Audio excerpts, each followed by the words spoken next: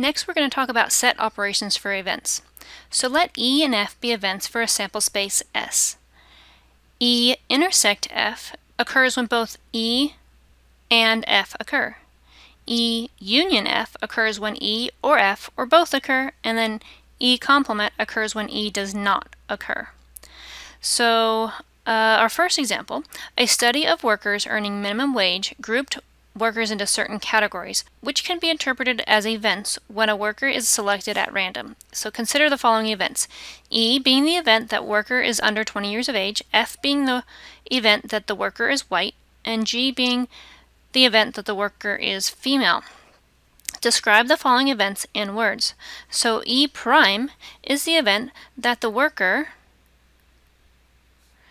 is not under 20 years of age. Try not to change the words too much. Don't say that E complement is the event that the worker is older than. It's better just to say not and then continue with the same verbiage. It can cause complications in some circumstances, so it's better just to use the word not instead of actually changing it. F intersect G prime is the event that F, the worker is white,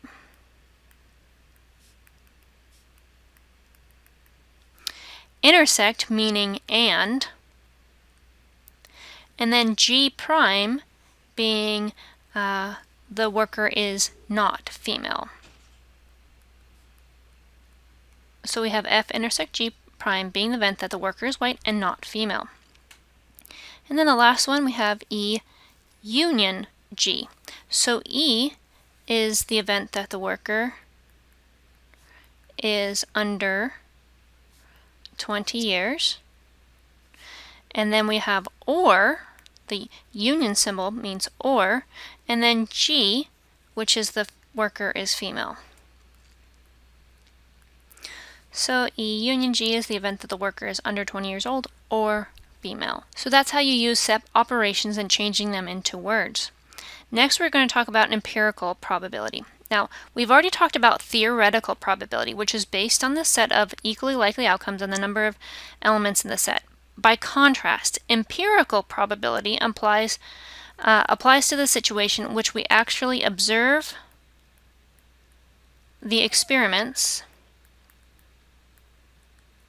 and how frequently the event occurs, okay?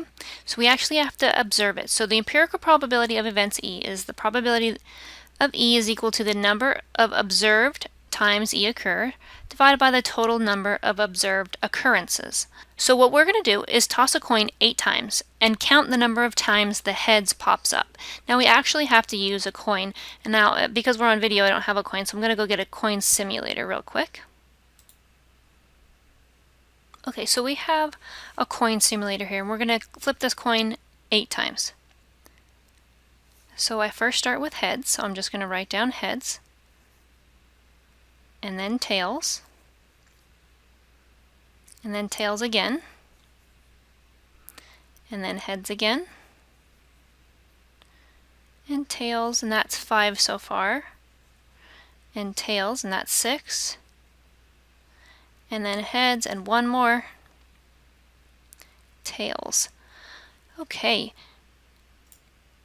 So from our little experiment, we can see that we have 1, 2, 3 heads only. Okay, so the empirical probability of heads is equal to the 3 observed heads out of the total number of 8 observed occurrences. We tried it 8 times, we only got 3 heads. Now that is the empirical probability of observing heads. But what's the theoretical probability? Well, the theoretical probability says how many options do we have? Well, for heads, 1. How many options do we have in the sample space? 2. There's only a head and a tail. So the probability, the theoretical probability of getting a heads is 1 chance out of 2. But that's not what we observed. But that's because our sample size was pretty small and we were actually looking at what actually happened in real life. So as my sample size 8 gets much larger, if I try this 500 times, my probability of heads would probably get pretty darn close to the theoretical probability, which is a half, as long as it was a fair coin. So that's the difference between empirical probability and theoretical probability.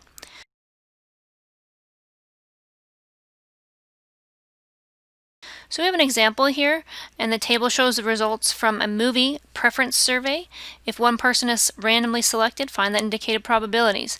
Now, this was an actual survey that happened, and because it's an actual survey, this is more empirical probability.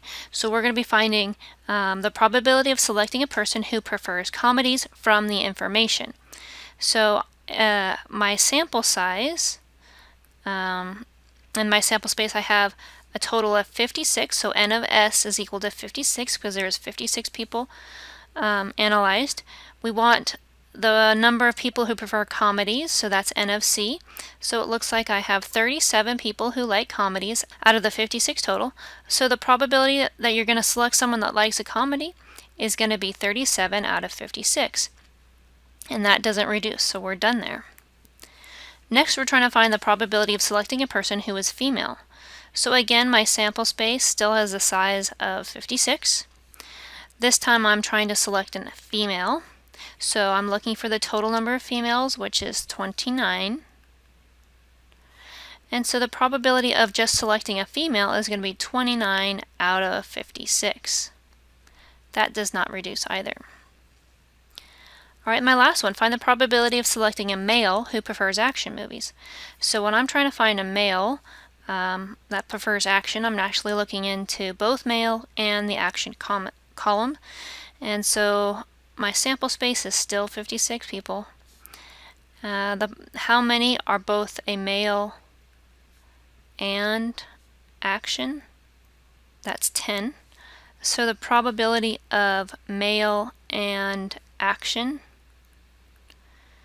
is going to be the 10 out of the 56, and that reduces by 2, and the numerator and the denominator being 5 out of 28. So this is the probability of selecting a person that is both a man and prefers action. And this concludes our lesson on the introduction to probability.